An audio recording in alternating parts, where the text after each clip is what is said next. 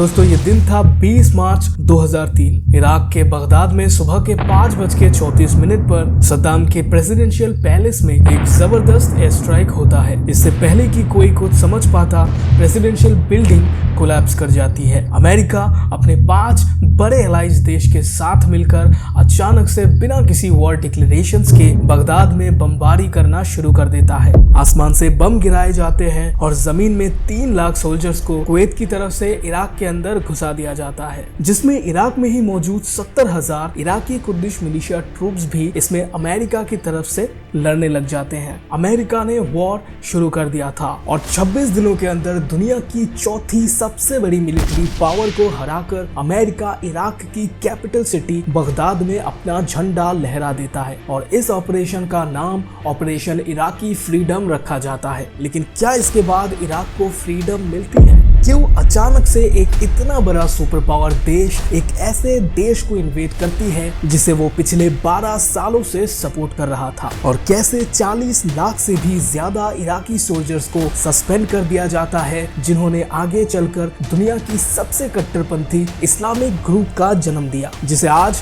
आप और हम आईसिस के नाम से भी जानते हैं। अमेरिका की वजह से शुरू हुआ ये वॉर अब इराकी फ्रीडम से इराकी डिजास्टर बन चुका था। आज के इस वीडियो में हम डिस्कस करने वाले हैं कैसे कोई इतना बड़ा सुपर पावर देश बिना किसी सॉलिड रीजन या एविडेंस के एक दूसरे देश पर अटैक करता है और कैसे किसी एक आदमी के वजह से पूरी की पूरी दुनिया को सफर करना पड़ता है। पहले सवाल से शुरू करते हैं, अमेरिका ने इराक में इन्वेजन क्यों किया? बहुत से रिसर्चर्स ये मानते हैं कि इसके पीछे का रीजन ऑयल हो सकता है, लेकिन सिर्फ ऑयल एक इतने बड़े इन्वेजन की वजह नहीं हो सकती। मतलब यूएस तब तक ऑलरेडी सऊदी की ऑयल रिजर्व्स के साथ टाई अप करके ऑयल प्रोड्यूस कर रहा था और यूएस ऑलरेडी एक सुपर पावर बन चुका था और दुनिया के सबसे शक्तिशाली इस देश के बड़े पदों पे बैठे बहुत से पावरफुल लोग दुनिया को एक पावरफुल मैसेज देना चाहते थे।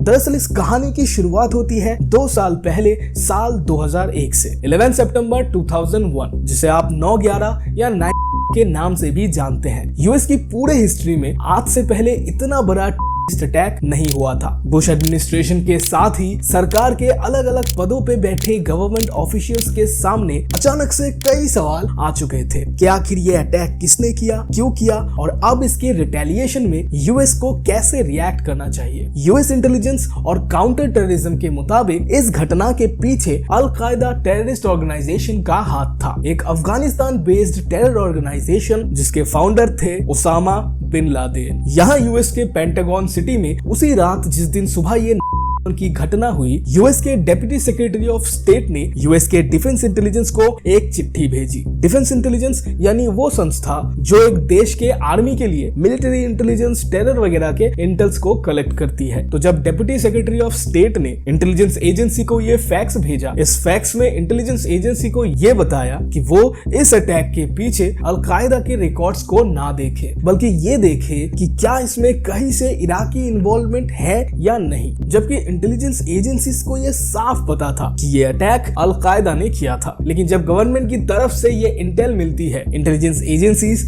थोड़ी हैरान हो जाती है, क्योंकि जो शख्स ये मैसेज भेज रहा था वो यूएस का डेप्यूटी सेक्रेटरी ऑफ स्टेट था, जिनका नाम था पॉल वुल्फुट्स। ऐसे ही कुछ दिन और बीत जाते हैं और सितंबर 15, 2001 का दिन आता है। जॉर्ज बुश अपने एडमिनिस्ट्रेशन के सारे बड़े बड़े नेताओं के साथ एक मीटिंग रखते हैं। मीटिंग का जो प्राइमरी टॉपिक था वो ये था कि कैसे अब इस अफगानिस्तान बेस्ड टेरर ऑर्गेनाइजेशन को रिटेलिएट किया जाए। लेकिन इसी बीच कुछ ऐसा होता है जिससे इस मीटिंग में बैठे सारे ऑफिशियल्स के कान खड़े हो जाते हैं। मीटिंग में बैठा ये officer deputy secretary of defence, जिसका नाम था पॉल वुल्फुट्स, अचानक अपने हाथ खड़े कर देता है और कुछ ऐसा कहता है, मुझे लगता है ये जो अटैक हमारे ऊपर हुआ है ये एक बहुत ज्यादा बड़े लेवल का ऑपरेशन था और इस बात की कोई गुंजाइश नहीं है कि अफगानिस्तान के गुफाओं पहाड़ों में रहने वाले अल कायदा ग्रुप ने एक इतने मैसिव लेवल पे इस अटैक को सिर्फ अकेले के दम पे अंजाम दिया होगा। तो जरूर इराकी प्रेसिडेंट सद्दाम हुसैन ने भी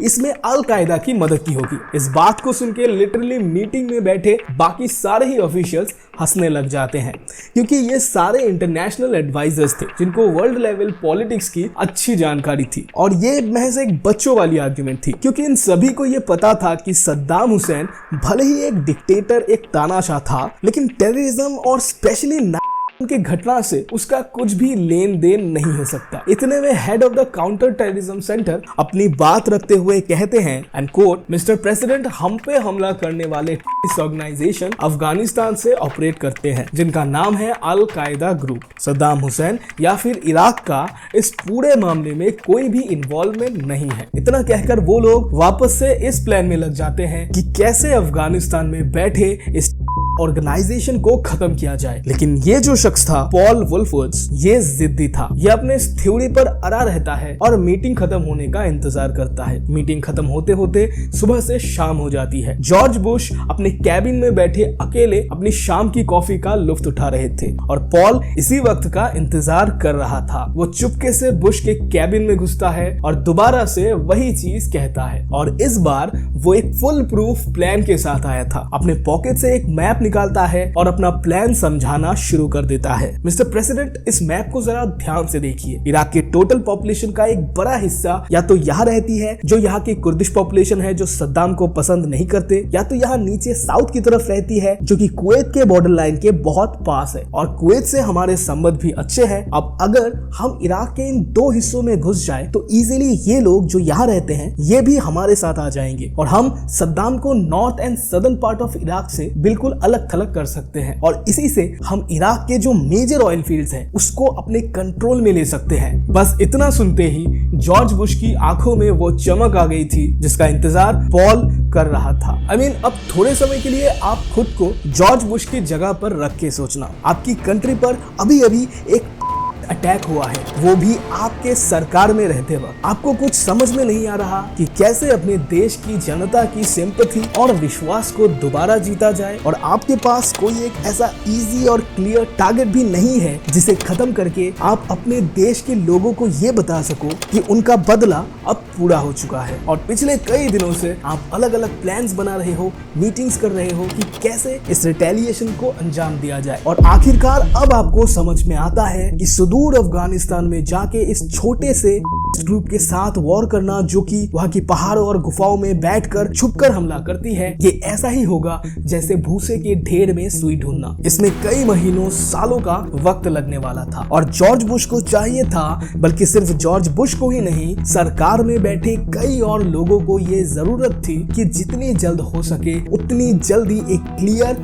और इजी टारगेट को ढूंढ के उसको खत्म किया जाए, ताकि लोगों को लगे कि अमेरिका ने टेररिज्म से अपना बदला ले लिया है। हालांकि यहाँ इराक का उनसे कोई भी कनेक्शन नहीं था, लेकिन जॉर्ज बुश को अब किसी भी तरह एक ऐसा रास्ता ढूंढना था जिससे इराक और वन का एक कनेक्शन बन सके। सो अगले कुछ सालों तक बड़े ही चालाकी के साथ इस मुद्दे को अब जॉर्ज बुश स्प्रेड करने लग रहे थे। उनके आसपास मौजूद सारे ऑफिशियल्स के साथ ही अब अमेरिकन आम जनता को भी ये विश्वास दिलाने की कोशिश चल रही थी कि टेररिज्म को अगर खत्म करना है तो मिडिल ईस्ट में मौजूद इराक के प्रेसिडेंट को जड़ से हटाना पड़ेगा। और एक नई कॉन्स्पिरेसी थ्योरी बनाई गई जिसमें बुश एडमिनिस्ट्रेशन ने जोरों शोरों से एक स्टोरी को प्रोपगेट किया। स्टोरी कुछ ऐसी थी कि सद्दाम इराक में वेपन्स ऑफ मास डिस्ट्रक्शन बना रहा है, जिसे वो आगे चलकर अल कायदा जैसे टेररिस्ट ऑर्गेनाइजेशंस को दे सकता है, जिससे अमेरिका में एक और बार या उससे भी बुरे हालात पैदा हो सकते हैं। और इसके बाद हुआ भी कुछ ऐसा ही जैसा अमेरिका चाहता था। एक नहीं, दो नहीं, कई सारे सर्च इंस्पेक्शन, सर्च ऑपरेशंस पूरी दुनिया भर के ऑर्गेनाइजेशंस ने कंडक्ट करी, बट इराक में ऐसा कुछ नहीं मिला। लेकिन अमेरिका ने अब ये सोच लिया था कि किसी भी हालत में उसे इराक को इन्वेड करके सद्दाम को उसकी कुर्सी से हटाना है, और अमेरिकन और पूरे दुनिया को ये मैसेज देना है कि कैसे अमेरिका कितना अच्छा है, वो पूरे दुनिया से टेररिज्म को खत्म कर रहा है, वगैरह वगैरह। हालांकि यूएस को इराक से कोई भी वेपन ऑफ मास डिस्ट्रक्शन नहीं मिलता। फिर भी यूएस के सेक्रेटरी जनरल मीडिया में आते हैं और अपने इंटरव्यू में कहते हैं कि उनको अब कोई डाउट नहीं है कि सद्दाम के पास वेपन्स ऑफ मास डिस्ट्रक्शन नहीं है। Solid sources, solid intelligence, guess what, एक भी सॉलिड सोर्स या इंटेलिजेंस के बारे में बाद में इन लोगों ने बात नहीं की। और फिर मार्च 20, 2003 वो दिन जब अमेरिका इराक को इन्वेड कर देता है। 2 महीने बाद वॉर अब खत्म हो चुका था। सद्दाम हुसैन को